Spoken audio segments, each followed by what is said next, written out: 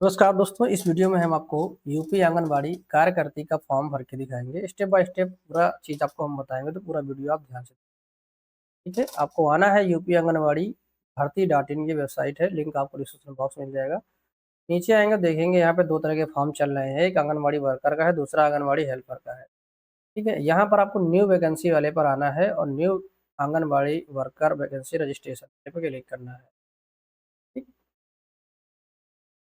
अब यहाँ पर आपको आवेदक का नाम, के पिता का नाम, जिला, मोबाइल नंबर, पासवर्ड पासवर्ड के रूप में आप name@123 इस तरह से पासवर्ड बना सकते हैं। इसमें पहला अक्षर कैपिटल रखना है, बाकी का स्मॉल कर दीजिए। उसके बाद जैसे कि मान लो मेरा नाम अंकित है, या फिर मैं बनाना चाहूँ तो ड्रीम के नाम से बना सकता हूँ। पहला अक्षर कैपिटल, बाकी स्मॉल @123। ठीक, इस तरह से हम पासवर्ड बना लेंगे। या फिर आप जैसे PASS@123 आप इसको ही अगर डाल देंगे तो भी ये ले लेगा। इस तरह से पासवर्ड डालना है। आधार नंबर कंपलसरी नहीं है, डालना चाहे डाल दीजिए। ईमेल आईडी भी कंपलसरी नहीं है। उसके बाद कैप्चा कोड डाल के रजिस्टर करना है, आपका रजिस्ट्रेशन हो जाएगा। रजिस्ट्रेशन होने के बाद फिर आप यहाँ पे चाहे लॉगिन पे क्लिक करें, अदरवाइज आपको लॉगिन पे लेके चला जाएगा। मोबाइल नंबर जो आपने पासवर्ड बनाया उसको डाल के लॉगिन करना है। अब यहाँ पर व्यक्तिगत विवरण भरना है, व्यक्तिगत विवरण तो उसके बाद शैक्षिक योग्यता, अपलोड फोटो, लास्ट में घोषणा पत्र। तो यहाँ पे सबसे पहले आपको जाना है, जिला तो हमने सेलेक्ट कर ही लिया है। परियोजना में यहाँ पे आपको ब्लॉक डालना है, उसके बाद यहाँ पे ग्रामीण या शहरी सेलेक्ट करेंगे। फिर यहाँ पे ग्राम पंचायत आपको सेलेक्ट कर लेना है, आपके केस में जो भी हो आप सेलेक्ट करेंगे। फिर नया पंचायत डालना है, उसके बाद रिक्त आंगनबाड़ी के केंद्र का नाम ऑटोमेटिक आ जाएगा। फिर आवेदिका का नाम यहाँ पर हिंदी में डालना है, उसके बाद अंग्रेजी में डालना है, पिता का नाम डालना है, माता का नाम डालना है। वैवाहिक स्थिति चूज करना है, शादी हुई है नहीं हुई है, अगर हुई है तो फिर यहाँ पे पति का नाम डालना है। नीचे आएंगे तो यहाँ पर आपको स्थायी पता और पत्र व्यवहार का पता, पिन कोड डालना है। आप चाहे दोनों में कॉपी पेस्ट कर सकते हैं। डेट ऑफ बर्थ यहाँ डालेंगे।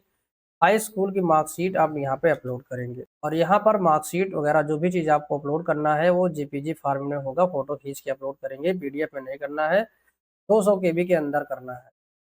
अगर मान लो आप रिसाइज नहीं कर पा रहे हैं तो image.pi7org इस वेबसाइट पर चले जाएंगे, और यहाँ पर आप यूज इमेज साइज इन केबी, इसमें से किसी पर भी आप क्लिक कर देंगे, और उसके बाद यहाँ पर आपको 200 केबी डाल के और इमेज को सिलेक्ट करके रिसाइज कर देना है, आपका इमेज रिसाइज हो जाएगा। ठीक है, तो यहाँ पर हम अपलोड करते हैं। अब दोस्तों व्यक्तिगत विवरण 2 में हमको यहाँ पर कैटेगरी चूज करनी है। आप जिस भी कैटेगरी के हो आप सिलेक्ट करेंगे, उसके बाद यहाँ पर अन्य कर देंगे, और फिर यहाँ पर अगर मान लो है विधवा या तलाकशुदा तो यहाँ पे चूज। उसके बाद निवास का डिटेल, जाति का डिटेल और आय का डिटेल डालना है यहाँ पर। उसके बाद आपको अगला पे क्लिक, यहाँ पे सारी चीज़ें 200 केबी के अंदर ही रहेंगी।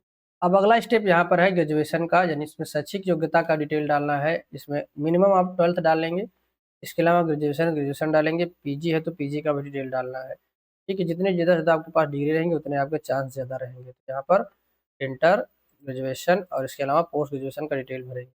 और यहाँ पर अगर आपके पास डिग्री नहीं है तो अभी आप वही अपलोड कर दीजिए, बाद में वेरिफिकेशन के समय दे दीजिए।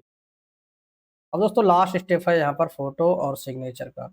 यहाँ पर आप 200 केबी के अंदर फोटो और 200 केबी के अंदर सिग्नेचर लगा के अगला पर क्लिक करेंगे। अब यहाँ पे पूरे स्टेप कंप्लीट हो गए हैं। घोषणा करने के लिए इस पे टिक करके अगला पे क्लिक करेंगे। अब आपको पूरा फॉर्म अच्छे से देख लेना है। उसके बाद नीचे यहाँ पर सबमिट करने का ऑप्शन आ रहा है, इस पर आपको क्लिक करना है। अभी भी आप संशोधन करना चाहें तो पीछे जाके कर सकते हैं। अब यहाँ पर ओटीपी भेजा गया है, फाइनली वो ओटीपी आपको डालना है, कैप्चा कोड डाल के सत्यापित कर देना है।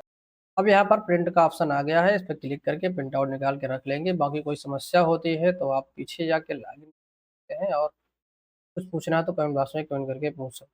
अब लॉगिन करने के लिए यहाँ पर आप लॉगिन करके फिर जो अधूरा फॉर्म है उसको कंप्लीट कर सकते हैं। मिलते हैं नेक्स्ट वीडियो में।